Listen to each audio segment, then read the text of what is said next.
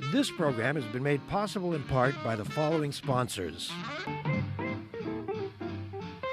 The Trial Lawyers Association of BC.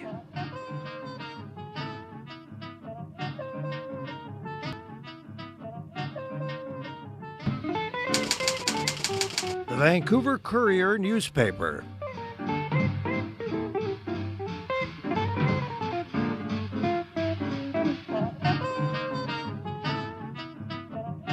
My new book about addictions, All the Way Home, Building Recovery That Works.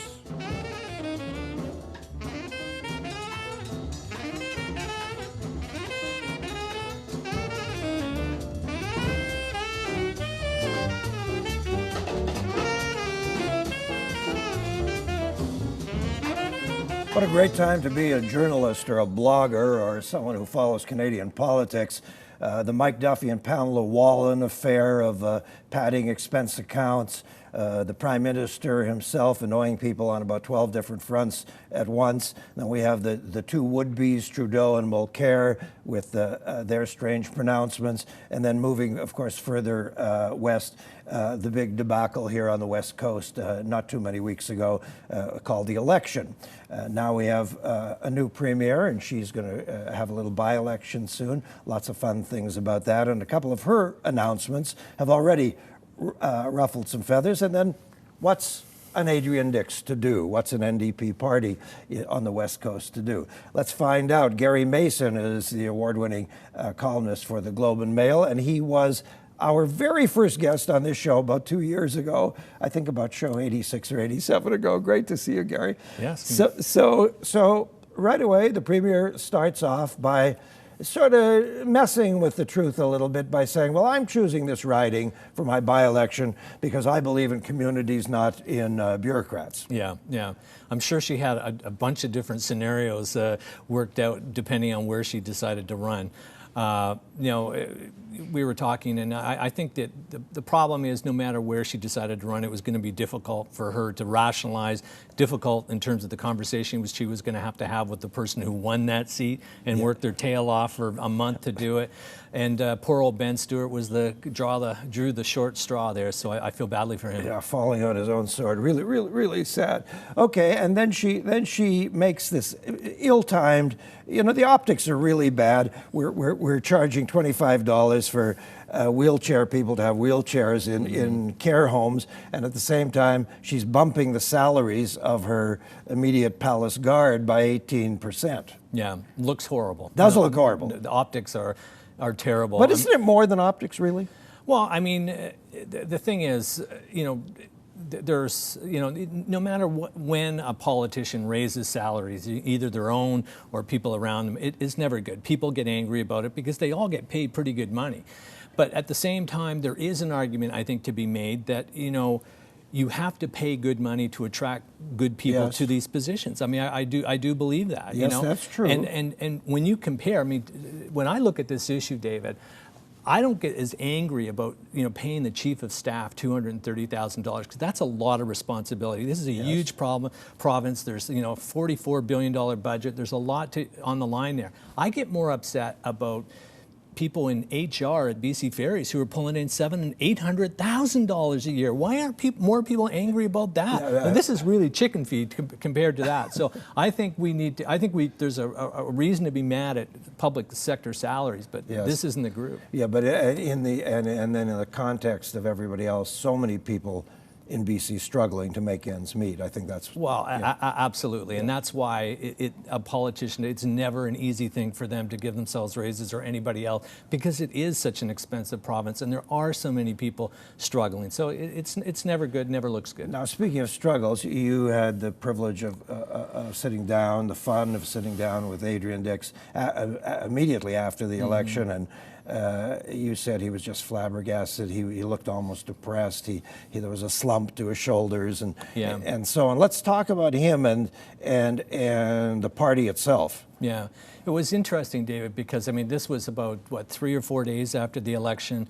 I had never seen Adrian Dix like this ever in my life, and in a way, I feel that if he had been more like this during the campaign and even before, more of a human and less of a pure policy wonk, he might have connected with people a little bit more. I had never seen him so honest about his deficiencies and what they needed to do more than I had during this interview. So it was a pretty profound encounter with a man who was just down. He has been in public life pretty cool, pretty cold, verging on cold. Yeah. He's more than reserved. Yeah. And was there any backroom talk during the election, prior to the election, that maybe this guy can't carry the ball for us? No. I mean, in fact, I mean, the confidence level in the NDP camp before the election was so sky high, it bordered on arrogance. I mean, it really did border on arrogance. And, you know, talking to the Liberals, one thing that I've learned, and I'm going to be talking about more in my column in the coming days, is that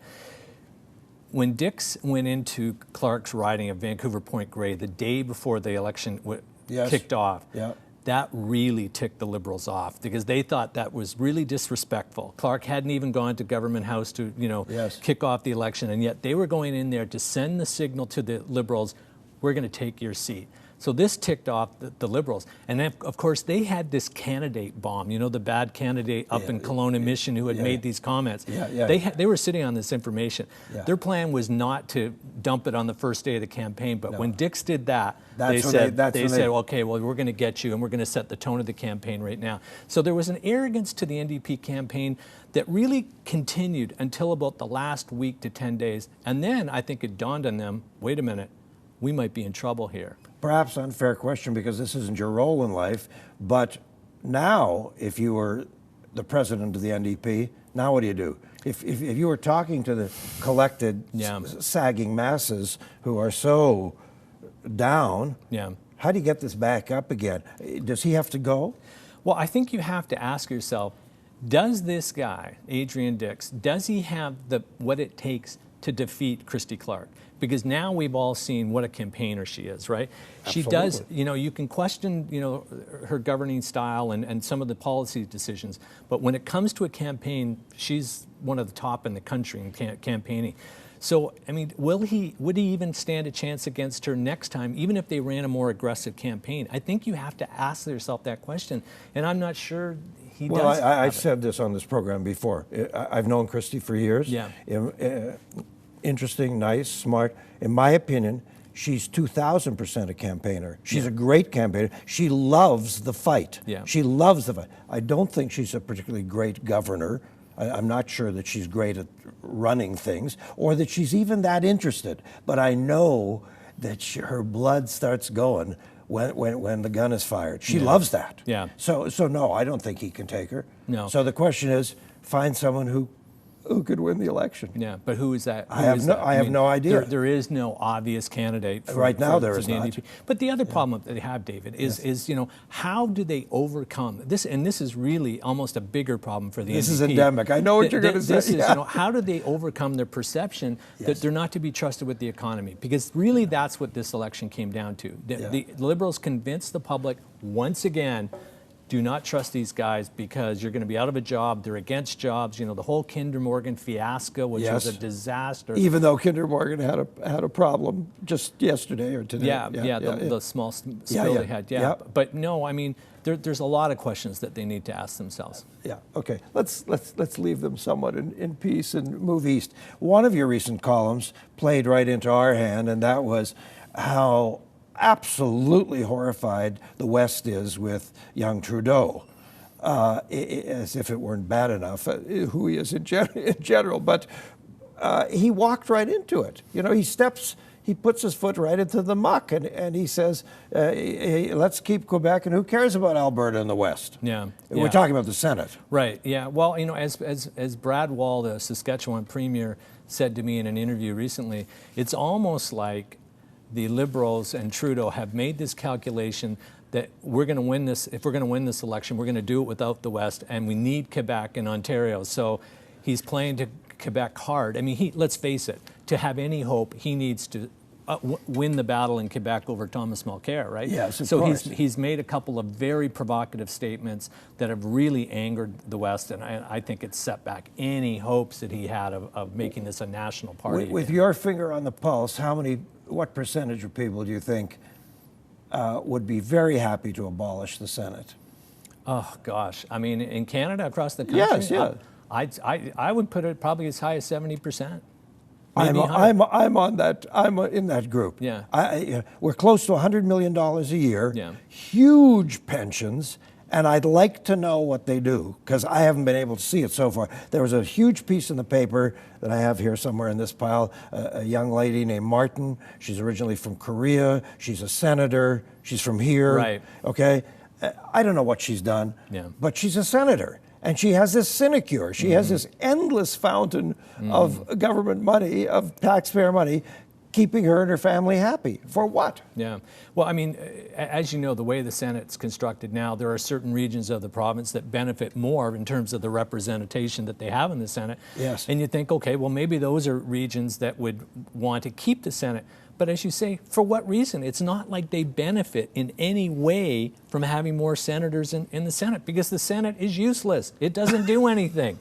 It is the most useless, body in a democratic country that exists anywhere in the world, as near as I can tell. And yet people keep arguing that it would be so expensive to kill it, and we'd lose something in democracy. I don't think we'd lose a darn thing. We'd lose Larry Campbell. Yeah, yeah. Well, what's Larry doing for us? I don't think we need it, and I think to try and create an upper house that is elected, democratic and all this, and sort of have like an American style system, I don't think we need that either, really.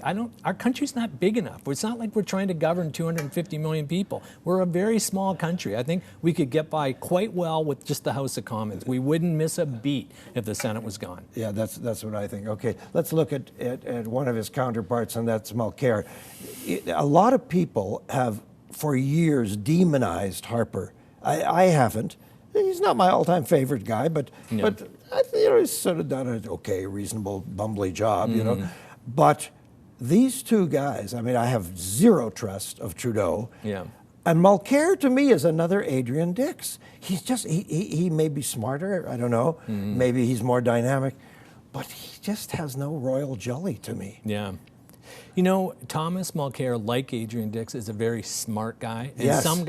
some of these smart guys suffer from smart guy syndrome, like I'm the smartest guy in the room syndrome. SMS. And Yeah. Mulcair suffers from that a little bit. There's an arrogance about him that I think is going to make it very difficult for him to connect with people, the public, on a broader level. Yeah. Interesting story about Mulcair today. He ran through a security stop in Ottawa, kind of waved and assuming that the RCMP knew who he was, and they kept going, and the RCMP had to chase after him. He got out of the car and says, "Don't you know who I am?" And the guy said, "No." Very and good. I think a lot of Canadians would probably say this very same thing. We don't know who you are. And he hasn't made an effort for us to know. All right, we're going to take a little break. Our guest is Gary Mason, columnist for the Globe and Mail. And when we come back, we'll wallow in the pit called Mike Duffy and Pamela Wallin. This gives you an opportunity to check out our website at davidberner.com and to say hello to some of our dear friends who so kindly support us here with this show on Shaw Community Television, Cable 4. Back in a minute. This program has been made possible in part by the following sponsors. The Trial Lawyers Association of BC.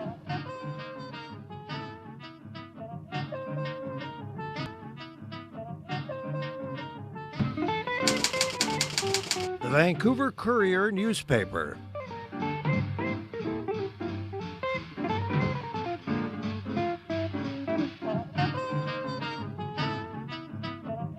My new book about addictions, All the Way Home.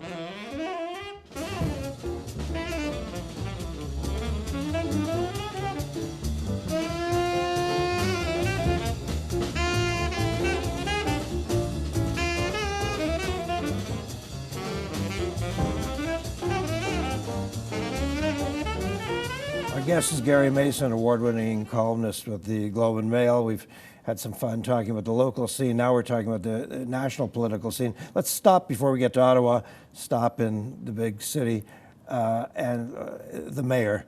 Rob Ford. I mean, this is such an outrageous story. And of course, it's so funny and ridiculous that it became fodder for Jon Stewart on The Daily Show. He had a lot of fun with that. But now, someone here among my many notes writes an outraged column saying, leave this man alone. He's innocent until proven guilty.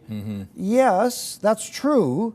But often, especially politicians, may be innocent until proven guilty, but if there's some smear on their name, they say, you know what? I'm stepping away to not dishonor the seat, the role. Right, right. What's your take on the Rob Ford story? I mean, it's a story that never ends. I mean, today there was a raid on the home of the person associated with this infamous video. And now the police are saying that they were aware of the association between Rob Ford and some of the people in this alleged video. I mean, it's a story that never seems to end and has all sorts of tentacles that go all over the place. I don't know. All I know for a fact is that the city of Toronto deserves a lot better, and there's a lot of really big decisions that city needs to make that aren't being made. It's a city that is paralyzed politically right now. By this idiocy. No question. Whoever Dave Price is, he's some buddy of Rob Ford's, and his brother, Doug Ford, who's on council, yes? Yeah. According to reports written as fact in many newspapers, these are former hash dealers. Yeah, there's a report in the Globe and Mail. We did a big expose on Rob Ford's brother Doug and this other fellow Dave Price, who goes way back. He's a family friend, and now he's kind of like this shadowy character who is in the scene. Nobody's quite sure what role he fills. It's like a scene out of The Sopranos or something. Yeah, it is like The Sopranos. It really is, and this is one of the most significant cities in the world, being run by a group of people, and you wonder how in God's name did they seize power in this city? That was my question to you. How did they? Because for those of us who didn't watch Toronto politics day by day, because we don't live there, suddenly there was this funny character being the mayor. Because I think, David, there's two cities in Toronto. Yes, there is the urban core, the urban sophisticates that we kind of tend to associate with Toronto. And then there's a group that surrounds that inner urban core that are people who kind of identify with Rob Ford. Yeah. And there were more of them that turned out to vote last time than the urban sophisticates who... His appeal was a Ralph Klein game, right? Right. I'm with you. I'm one of the daily earners. I'm a lunch bucket Joe, and so on. The only problem is there are indicators, but not yet any proof, that he's also some kind of a criminal. Yeah. Let me tell you something about Rob Ford, though, because I noted during the BC election that there were similarities between the campaign that Christie Clark ran and Rob Ford's campaign. And I'll tell you what it was. Please. Christie Clark's campaign was, the message is, it's all about the economy. Yes. Don't give it to them, they'll screw it up. It's secure economy, secure tomorrow. And she was so disciplined in terms of that message, pounding it every day. And not embarrassed to say it over and over again. Exactly. And never got tired of it, and had people who were, message bulldogs saying, don't deviate, this is the message. And Dix even said to you that he should have done that. Yeah, and Dix said he didn't have the discipline to do that. Yeah. Now, Rob Ford ran the same kind of campaign, end the gravy train. That was his mantra, and he repeated it every day of the campaign, end the gravy train. And people, especially in the outlying areas who see that City Hall is run by a bunch of fat cats and people making large salaries, that resonated with them. Of course. Totally resonated. And that's how he won the election. And do you have any sort of sense of what's going to happen with this video? Will we ever know if the video is legit? Is anyone... I believe the video existed at one time. I don't have no idea whether it continues to exist, but I do believe the journalist who saw it from the Toronto Star. I don't know about the people from Gawker. She says she saw it. She saw it. He saw it. So there are two reputable journalists that say they saw it. I just have no reason to believe they would be lying about this. Why would they make it up? Why would they make that up? They could make it up to be famous and get attention, but that attention lasted for 3 days. I just don't know what's happened to this video, whether it's going to surface. I mean, obviously he's gambling. Rob Ford's gambling big time that it's gone. Yes. You know, because he's basically denying it, you know, saying, blah, it's never existed. I don't know anything about it. So, okay, speaking of denial, Denial is a big river that runs through Ottawa. It used to be the Ottawa River, but now it's Denial. And we've got people denying like crazy. Let's start with, I want to go to the Prime Minister eventually, but let's start with Mike Duffy and Pamela Wallin. I think that many people who are journalists or have been journalists, before you even get into all the other issues, there's so many of us are horrified that people who used to say we're holding their feet to the fire are now sucking off the big teat of government. not to mention the journalists who were hoping to get into the Senate and will never get into the Senate now. Oh, thank because God! Of the Thank journalists, God. what the Were journalists there did journalists? Were you hoping to be in the Senate? No. Yeah. I say that in jest, partially. I think if someone offered me, the Senate, I think I'd fall down laughing. Yeah. It would be. Of course, I'd love to have the loot and the pension, but what would I do there? I'd go mad. But Mike Duffy, of course, campaigned for the Senate for years. I mean, he was known as the senator around Ottawa. He campaigned for that job, and he finally got the job and is paid off. But I mean, the irony is that Mike Duffy, the Conservatives thought that this is a guy who could really help them raise money and give them profile, and was a bit of a star. And now he has just become a human wrecking ball. This is a huge scandal, or potentially a huge scandal. As I mentioned to you today, that the RCMP have announced that there's now a criminal probe into this matter, which takes it to a whole new level. This just came today. This just announced today. So, I mean, this is not like a government watchdog looking into this. This isn't the Senate looking into it. Now it's become sort of a potentially criminal matter, and that takes it to a whole different stratosphere. And how could somebody who is the Prime Minister's right-hand operative, what's his name, Nigel? Nigel Wright. Wright? Nigel Wright. I don't know why I want to call him Page, but that'll do. Nigel Wright. How could someone who gets to this exalted place in public life not know that personally writing a check for $90,000 to Mike Duffy is a really dumb thing to do? It's a really out-of-bounds things to do. Yeah. How could you not know that? Well, he probably did know it, and it's sort of the, I don't know, it comes back to our foibles that all human beings have, and this is one of the smartest guys you'd ever meet, Nigel Wright. I mean, everybody talks about him. What a wise, smart guy, great counsel, one of the best chiefs of staffs that Harper or any prime minister has had. So is this just an act of kindness? And kindness is being blindsided? I don't know. I don't even know if we'll ever know the answer to that, David. Whether he's ever going to be honest, because we don't know whether he was talked into it. Did he really do it on his own? Did Stephen Harper really not know anything about it? Where did that money? Was it really his money? Did the money potentially come from the Conservative Party? I mean, there's a lot of questions that have to be asked here, and I think now that the RCMP are looking into this, it changes everything. Okay, now you have Ms. CTV or whatever she was, and she gets this gig as, what was she, ambassador to New York? New York, yeah. And the legends, public mythology is that she was throwing terrific parties on Park Avenue night after night, having a wonderful, extravagant time of things, And now we find out over $300,000 in travel expenses. Where is she going? She's just a senator in Ottawa. Where does she have to go? Yeah. Toronto is just a few hours away. I think Wallin knows that she's in trouble. I mean, she's dropped another directorship from Porter Airlines. She's now left Porter. So I don't know if she's leaving on her own or the boards are saying, Pamela, I think it's time for you to step down until at least this matter's cleared up. But she's in a mess. I mean, her and Mike Duffy are in real trouble. I mean, I don't think they come out of this looking good at all. I don't see any way that they possibly can. This is how bad she looks. That in a photograph widely distributed in the press that I put on my blog when I first discussed this, when the story first broke, I said on my blog, look at the bling. She's like bejeweled, she's Cleopatra. She looks great, but where'd she get all the loot? Yeah. Well, maybe it's all glass. What do I know? There's a line of thinking that, Pamela Wallin, when she was in TV, she was a star, right? She had a big expense account. She that's when media had lots of money, right?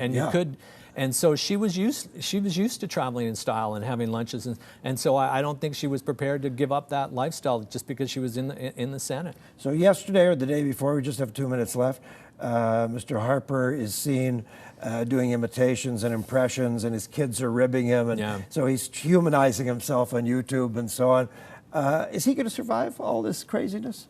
I think he will. I think that, to be honest with you, David, the electorate is a pretty forgiving bunch. I mean, they forget about this stuff, and at the end of the day, I've said this to many people, at the end of the day, people go into that voting booth and they vote in their own self-interest. And sometimes they're prepared to say, you know what, I didn't like this and I didn't like that. But, in terms of my self-preservation, my job, I believe this is the guy that's going to best save it. And so they mark the ballot, and it's kind of cynical, but it's true. Whenever we talk about politics, not just you and me, but any of us, there is this current question: how low have we come in political life? Harper, Mulcair, Trudeau. This is not the best troika we've seen in 30, 50 years. No. Didn't we used to have better politicians? I think we did. Yeah, I think we had a lot better, and I think we deserve a lot better. I think we deserve a lot better, too. Thanks, Gary. Always great to see you. My pleasure. Wonderful. Okay. So that's it, kids. Next week, Ewan Chung, young man who's a busker at Granville Island. But there are new rules. Not only has the cost of being a busker, playing the accordion or something, not only has it doubled, but you're not supposed to improvise and you're not supposed to engage the audience. We have news for these geniuses who came up with these rules. Improvisation and engagement of the audience, that's what's called performance. That's how you define performance. Well, Mr. Chung, I don't know if he'll bring his fire or whatever he's bringing. We'll be here next week, and we'll look forward to that. In the meantime, davidberner.com. Visit our site, send us emails, and we're pleased to be with you here on Shaw Community Television, Cable 4. Good night.